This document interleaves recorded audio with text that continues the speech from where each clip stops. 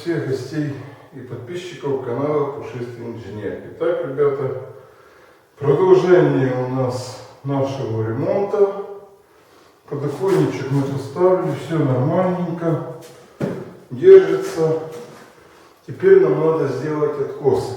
Значит, что касается по откосах, я вам покажу сейчас более подробно, что я буду делать. Я вырезал с гипсокартона вот такие вставки. И именно по размеру вверху, видите, немножко не хватило, но так как у нас в стране сейчас, да и не только в стране, в мире карантин, все торговые сети, где продается строительный инвентарь, практически все закрыто, но ничего не поделаешь. У меня был гипсокартон, немножко не хватило, но там это все заделается пеной, потом шпатлевочка сделается, все нормально, все будет. Так само вот я подрезал лишнее, прихватил на саморезы, чтобы оно держалось более-менее.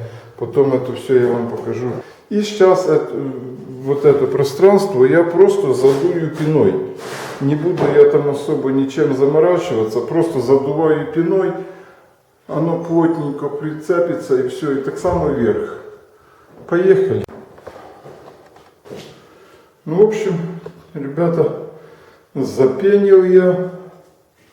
Свою конструкцию показывать не стал, потому что произошла маленькая у меня проблема. Сейчас я ее покажу. Сделал распорки вот с досок. Позакреплял здесь саморезиками. И хорошенько запенил пеной. Вот все у меня. Теперь оно подсохнет. Я поподрезаю. Ну и будет нам счастье. Что произошло с пистолетом? Он у меня просто, ребята, уже, скажем, накрылся медным тазом. Он у меня давно интертуловский, он уже лет, наверное, 10, может больше. И, скорее всего, там такой стоит медный латун или латунный сальник. И он уже начал пропускать, и пена пошла полностью со всех, откуда можно, щелей. Посмотрим, разберем.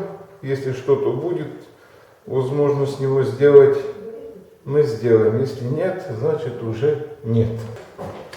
Здесь вот такая у меня общая картина маслом.